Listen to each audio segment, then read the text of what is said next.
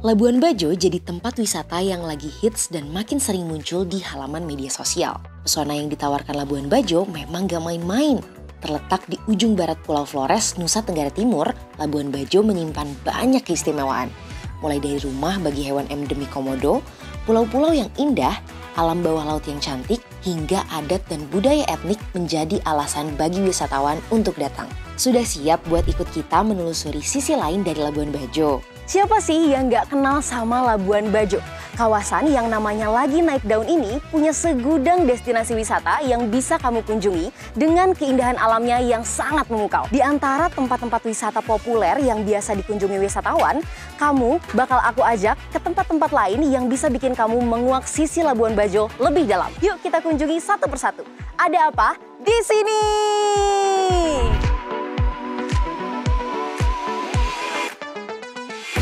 Gak selalu tentang keindahan alamnya aja, keindahan budaya yang ada di Labuan Bajo juga tercermin dari Desa Liangdara.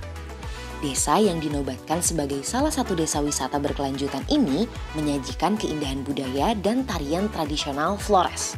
Di sini kita akan disambut oleh tetua adat Desa Liangdara dan akan dijelaskan mengenai kelebihan dari desa ini loh.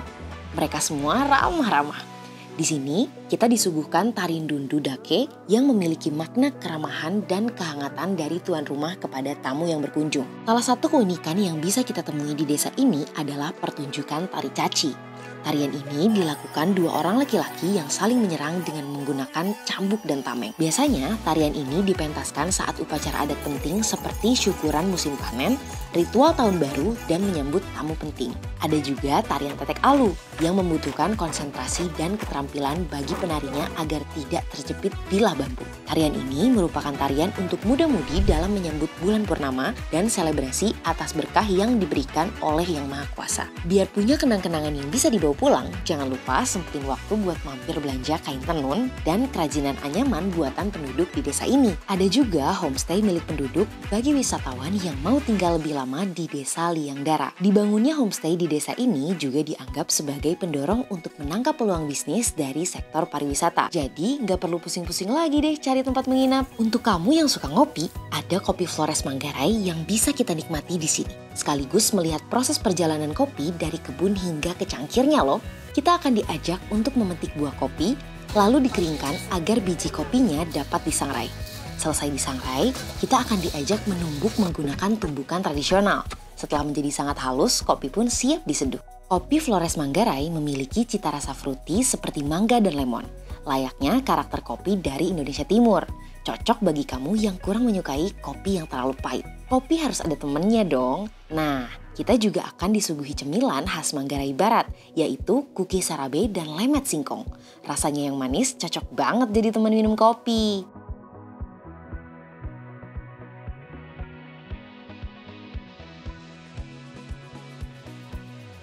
Destinasi wisata selanjutnya, Pulau Papangga dan Pulau Hatamin.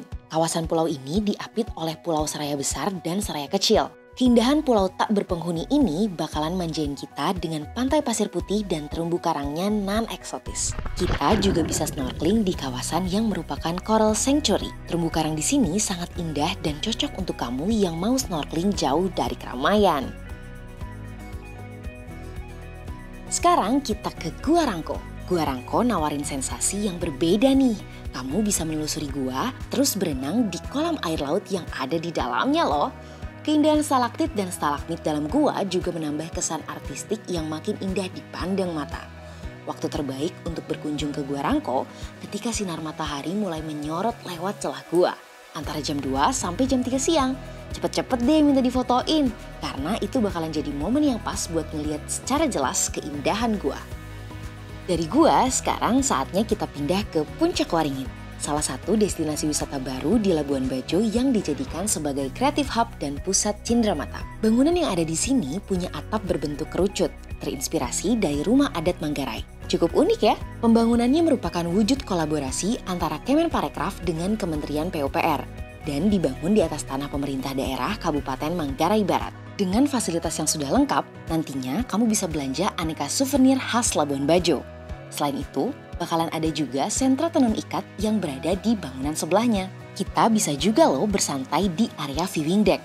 kamu akan disuguhi hamparan laut, pulau-pulau runcing, dan kapal pinisi yang sedang bersandar.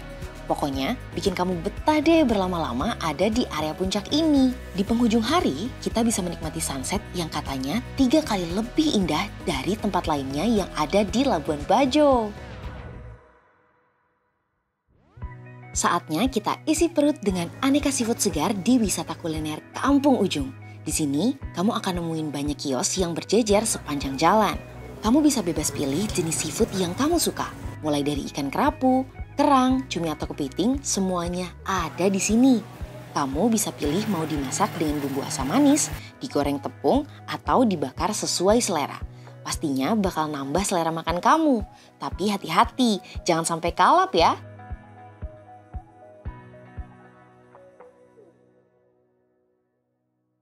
Ini adalah salah satu destinasi wisata super prioritas dari 5 yang dicanangkan oleh pemerintah. Danau Toba, Borobudur, Mandalika, Labuan Bajo, dan Likupang. Dan saat ini kita terus kembangkan. Baru saja saya berkunjung bersama Pak Presiden dan para menteri melihat pembangunan infrastruktur yang sudah diselesaikan. Mulai dari kawasan Pulau Rinca, revitalisasi Gua Batu Cermin, waterfront yang keren banget, dan juga beberapa fasilitas infrastruktur seperti air dan juga jalan yang sudah terbangun. Dan ini kita membangun pariwisata yang berkualitas dan berkelanjutan. Kita bangun perekonomian dan ciptakan peluang usaha dan lapangan kerja. Tentunya ini adalah bagian daripada komitmen pemerintah untuk mewujudkan agar Labuan Bajo ini menjadi destinasi unggulan. Dan nanti juga jangan lupa mampir di Creative Hub di Puncak Waringin. Nah, di situ sudah diresmikan belum lama ini dan sudah bisa digunakan untuk bisa selfie-selfie maupun juga membeli produk-produk ekonomi kreatif yang dimiliki oleh Labuan Bajo. Tenun, juga ada kopi dan lain sebagainya. Oh iya, luar biasa banget. Nah, ngomongin tentang Creative Hub yang ada di Puncak Waringin nih Pak, kira-kira apa sih harapan dari Bapak sendiri mengenai Puncak Waringin ini sebagai Creative Hub bagi masyarakat? Jadi Creative Hub ini arsiteknya keren banget. Ini adalah arsitek khas dari Flores, khususnya di Manggarai, di mana kita harapkan menjadi wadah untuk mendukung para pelaku ekonomi kreatif dalam mengembangkan bisnisnya. Karena kan kadang-kadang mau punya usaha tapi susah pemasarannya, bener nggak Brenda? Betul. Saya Brenda ya mau memasarkan pemasarannya, jadi kita bantu pemasarannya dengan adanya Creative Hub.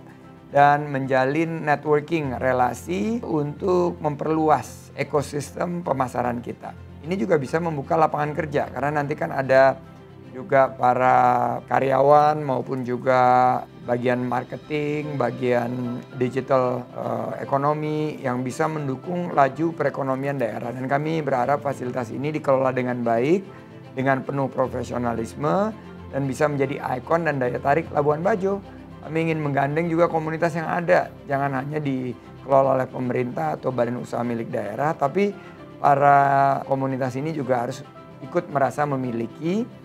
Dan ini ruang milik bersama. Jadi kita harus jaga bersama-sama kebersihannya, ketertiban dan keamanannya. Termasuk juga fasilitas-fasilitas yang sudah dibangun oleh pemerintah harus kita jaga. Jangan sampai kotor, jangan sampai rusak, karena ini adalah bagian daripada pariwisata yang berkualitas dan berkelanjutan. Benar-benar setuju banget sih Pak aku sama jawabannya. Jadi Creative Hub ini emang dibentuk sama pemerintah untuk menjadi sebuah wadah gitu. Betul ya Pak? Banget.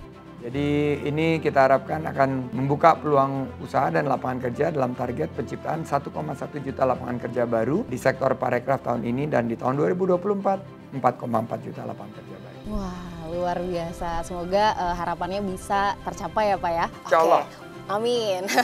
Oke, untuk pertanyaan selanjutnya nih Pak, kira-kira seperti apa sih bentuk nyata yang bisa dilakukan sama warga Labuan Bajo untuk mewujudkan Labuan Bajo sendiri tuh sebagai destinasi super prioritas? Nah, di sini butuh dukungan masyarakat, butuh dukungan lintas pemangku kepentingan. Pemerintah pusat, pemerintah daerah, institusi pendidikan, dunia usaha, komunitas, masyarakat, desa wisata, sampai media. Nah, Brenda bisa bayangin bagaimana pengelolaan destinasi ini erat sekali kaitannya dengan partisipasi masyarakat, peran serta warga. Kami mengembangkan pariwisata itu berbasis masyarakat atau community based tourism. bagaimana warga bukan hanya menjadi objek tapi menjadi subjek juga. Terlibat dalam berbagai bentuk upaya, baik yang dapat memberikan dampak positif bagi berputarnya roda perekonomian, menciptakan penghasilan bagi masyarakat bukan hanya di Labuan Bajo tapi juga daerah sekitarnya. Kita juga harus memberikan pengalaman dan kenangan yang indah bagi wisatawan dengan tradisi khas, adat dan budaya, dan bagi para wisatawan juga ini adalah salah satu kesempatan mendapatkan pariwisata berskala dunia. Jadi Labuan Bajo ini kan kalau kita lihat Pulau Rinca, juga kawasan Taman Nasional Komodo ini nggak ada duanya di dunia. Saya berharap ini akan memberikan multiplier effect, dampak yang positif terhadap perekonomian warga, dan menuju kawasan wisata yang tentunya berbasis konservasi berkelanjutan. Jadi saya sangat optimis nih masyarakat yang datang nanti, wisatawan jangan hanya rohali. Apa itu rohali, Brenda? Rombongan yang hanya lihat-lihat. Rombongan yang hanya lihat-lihat. Kita harus buat mereka rojali, rombongan yang jajan dan beli-beli produk ekonomi kreatif lokal. Gitu. Salam jalan kawan jalan. Kalau kamu pengen ngeliat keindahan Labuan Bajo dari sisi yang berbeda, 5 destinasi wisata yang tadi kita kunjungin harus banget ada di bucket list kamu. Jangan lupa untuk ajak keluarga dan teman dekat biar liburannya bisa jadi makin seru.